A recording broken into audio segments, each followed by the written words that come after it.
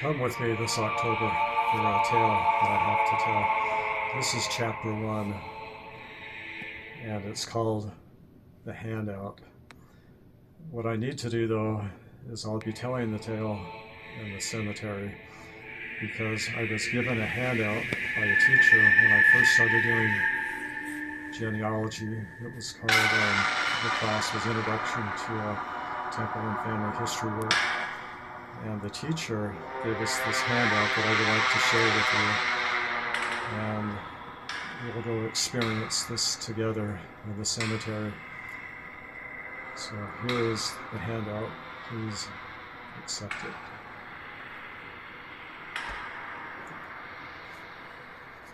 it. The handout actually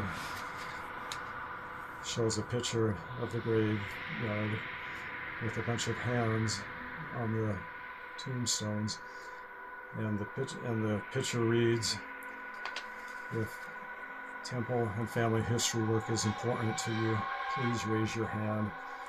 And there's a hand coming out of the ground by every single tombstone. And so we're going to go see if this is true. I'm curious. But before I do that, I would like to share one thing. This work is in my blood. In fact, the last thing my mother told me while she was alive, just before she died, was when you do temple and family history work, always go by the Spirit.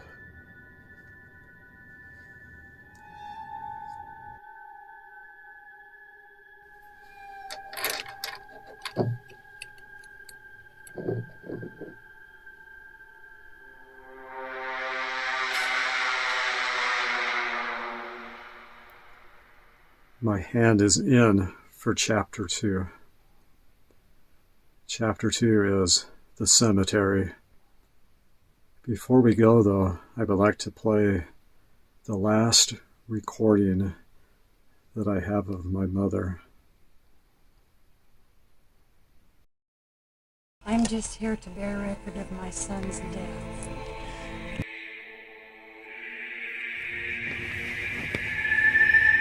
All right, I am here in the cemetery, and it is getting dark, but I've got a lantern. And so I am going to go on this experiment and see if I can find someone who thinks temple and family history work is important. Who should we ask?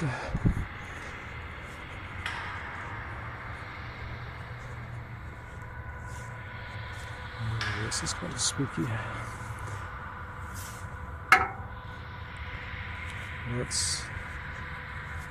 Let's ask maybe Benjamin Porin. Died in 1923. Benjamin, raise your hand if you think temple and family history work is important.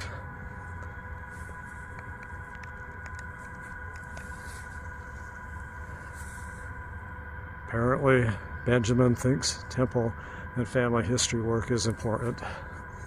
Thanks, Benjamin, for your support of temple and family history work.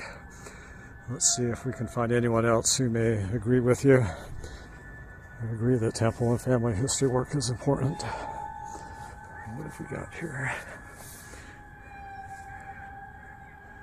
Can't read that name. What about this name here?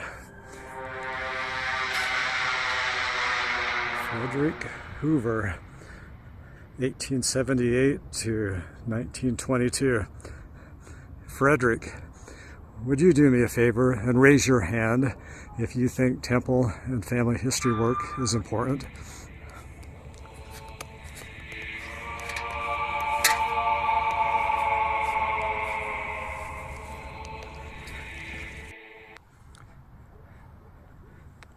Yes, Frederick Hoover, thank you. Your hand is still up. Did you have a question? Oh, I see. Your wife, Carrie Compton, 1879 to 1920. She passed away a couple of years before you did, it looks like. Oh, you want to be sealed to her. Let's see if she wants to be sealed to you. Not till death do you part, but for time and all eternity. Carrie, would you raise your hand if you think you want to be sealed to Frederick forever and ever and ever?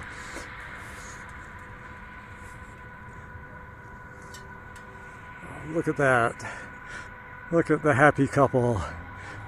They want to be sealed forever. So it looks like temple and family history work is important to the Hoovers. Thank you. Thank you, everyone.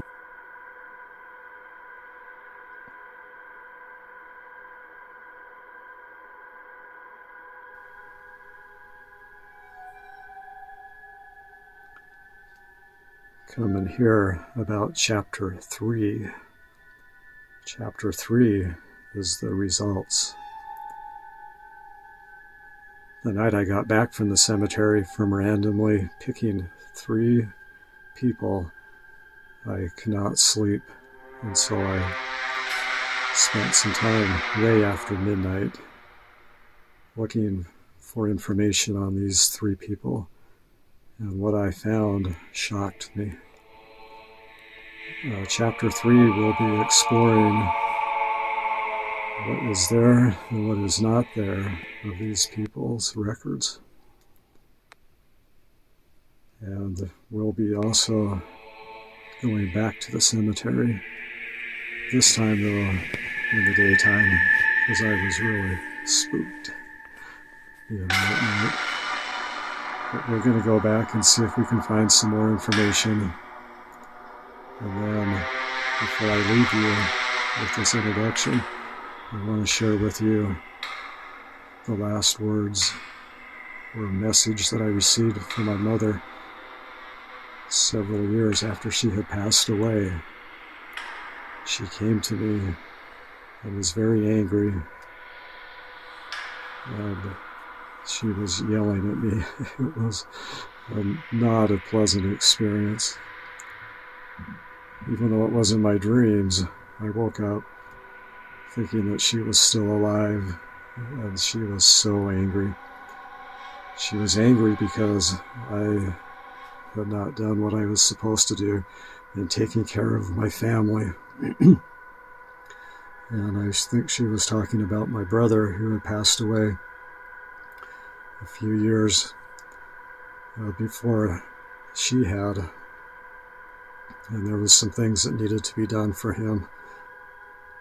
But then I got thinking, who really is my family? Is it just my family that I was born into? Is it my family that I have now with my children and grandchildren? Is it my ward family or my stake family or the whole world? Who is my family? But I don't want my mother coming back and haunting me. And so I am trying to take care of my family. Okay, I am in the cemetery. I've got my shovel. We're gonna go to work. We're gonna see what we can dig up here. The Benanino is a mystery for me, and so I'm hoping to find some clues here in the cemetery. The other couple, the Hoovers, I did find some information. They're already set up in Family Search, and so that's good. And it looked like their temple work was actually completed just a few years ago. And so they can rest in peace. So I'm taking you over to their grave. Looks like someone's already been digging some things up here or there. I'm not sure what's been going on here, but all this dirt. Wow. Anyway, I'm not so concerned with them. They're kind of an interesting thing. They died young, and they had a daughter who was 7 at the time when the last parent had died, and so she was orphaned, and lived with some relatives. She bounced around in between a few different relatives' home while she was growing up, and then she actually had a little bit of information in Family Search in her memory, so I was able to learn a little bit about her. It was kind of interesting, but they can rest in peace. Their temple work is done. However, the Purin's, Benedino, and his grave is just over here. I'm hoping to find some information, and it looks like I found the mother lode. I was hoping there was something on the back of his headstone, giving me some more clues, but there isn't. But what there is are some other Purins right next to him, and so that's what I was hoping for. I actually probably could have gone online and found this out.